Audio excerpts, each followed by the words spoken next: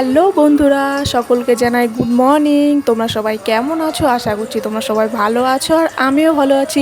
সকাল সকাল ঘুম থেকে উঠে এই দেখো সমস্ত কাজ আমি সেরে এখানে এখন আমি রান্না করছি। এই দেখো সমস্ত কিছু আমি রেডি করে নিয়েছি, কারণ রান্না করার আগে সমস্ত কিছু রেডি করে নিলে আমার রান্না করতে সুবিধে হয়।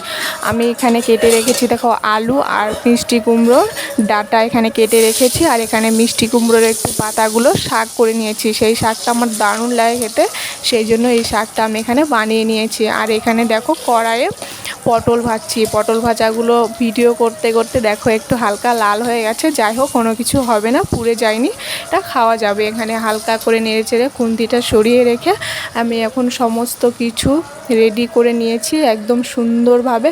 একটাও আমি রান্না করার আগে আমি সব কিছু রেডি করে নিলে আমার একটু ভালো হয় আর কি, কোনো অসুবিধা হয় না, রান্নাটা সুবিধা হয়। আমি এরকমই করি, আমি যখন রান্না করি তখন আমি সব কিছু রেডি করেই নিই আগে থেকে। এই দেখো পটল ভাজাগুলো আমার এখন কথা বলতে বলতে হয়ে গেছে। তারপরে দেখো এখন আমি খুন্তিটা এখান থেকে কড়াই থেকে সরিয়ে নেব।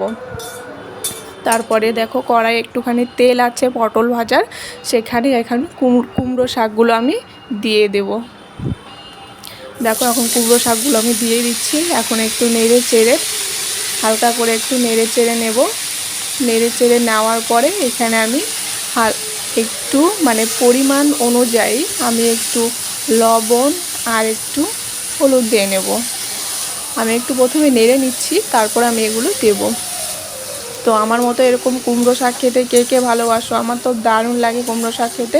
সেই জন্য যখন কুমড়ো শাকগুলো আমি ফেলে দিইনি, ডাঁটাগুলো আমি তরকারি রান্নার করার জন্য আমি ডাঁটাগুলো আলাদা করে নিয়েছি, আর এই দেখো কুমড়ো শাকগুলো আলাদা করে নিয়েছি। তারপর এখন ভেজে নেব। দেখো জলটা হালকা শুকিয়ে এসেছে। এখন আমি নেড়ে চেড়ে এখানে কয়েকটা রসুন দিয়ে দিয়েছিলাম। কুমড়ো শাক ভাজা হয়ে গেছে। এখন আমি এগুলোকে নামিয়ে নেব। সুন্দর করে নামিয়ে নেওয়ার পরে দেখো এখানে ফোড়ন দিয়েছি তেল। প্রথমে একটু সর্ষের তেল দিয়ে দিয়েছি, তারপরে দিয়েছি জিরে, তারপর একটা তেজপাতাও দিয়েছিলাম। তারপর আমি সবজিগুলো সমস্ত দিয়ে দিয়েছি। তারপরে দেখো আমি ঢেকে দেওয়ার পরে ঢাকা হয়ে যাওয়ার পরে তারপর আমি একটু দিয়ে দিয়েছিলাম আদা জিরে বাটা। কারণ এই জিনিসটা আমি সব এই আদা জিরে বাটাটা, এই মশলাটা আমি প্রায় সব সবজিতেই দিই, কারণ এটাই আমার মশলা। অন্য কোনো মশলা আমি দিই না। লবণ, হলুদ, তেল আর এই আদা জিরে বাটাটাই আমি দিই। আর লঙ্কা, এই কাঁচা লঙ্কা খাই, কারণ শুকনো লঙ্কা খাই না আমরা, সেই জন্য আমরা কাঁচা লঙ্কায় খাই। সেই জন্য দেখো আমি সব কিছু, তারপরে লাস্টে একটু টমেটোটাও দিয়ে দিয়েছি।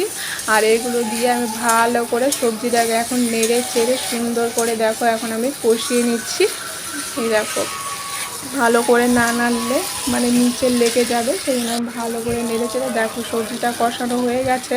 তারপরে আমি এখন দিয়ে দেবো জল, ঝোল দিয়ে দেবো সবজিতে। সুন্দর করে একটু ঝোল দিয়ে দিলাম, এইটুকুই দিয়েছি, পরিমাণ মতো ঝোলটা দিয়ে নিচ্ছি। দেখো দিয়ে নিলাম। আর তারপর একটু নেড়ে চেড়ে ঝোলটা দিয়েছিলাম যে ঠিকঠাক আছে কি না দেখো।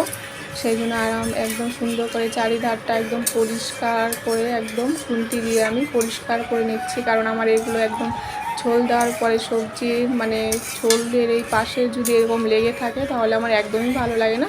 সেই জন্য আমি সেইগুলোকে সুন্দর করে নামিয়ে একদম সুন্দর করে একটু যাতে লেগে না থাকে সেই জন্য আমি নামিয়ে নিলাম, ঝোলের সাথে মিশিয়ে নিলাম মশলাগুলোকে।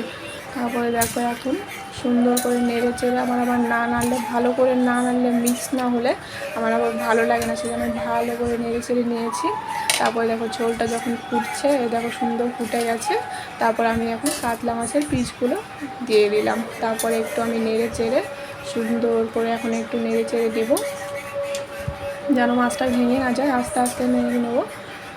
এই দেখো সুন্দর করে নেড়ে নিচ্ছি, যেন মাছটা একদম হালকা করে ভেঙে যাবে। জোরে জোরে নাড়লে মাছটা ভেঙে যাবে, সেজন্য আমি হালকা করে নেড়ে নিচ্ছি। তারপরে দেখো সুন্দর আমার মাছ একদম ঝোলটা সুন্দর হয়ে গেছে, একদম কালারটাও কি সুন্দর এসছে দেখো, দারুণ হয়েছে দারুণ। আমি তো শুকনো লঙ্কা খাই না, সেই জন্য কাঁচা লঙ্কায় দিয়েছি, আগেই বলেছি। এই দেখো আমার ঝোলটা একদম রেডি হয়ে গেছে, কি সুন্দর লাগছে না দেখতে, দারুণ হয়েছে। তোমরা দেখো আমার হাজবেন্ড খেতেও বসে গেছে।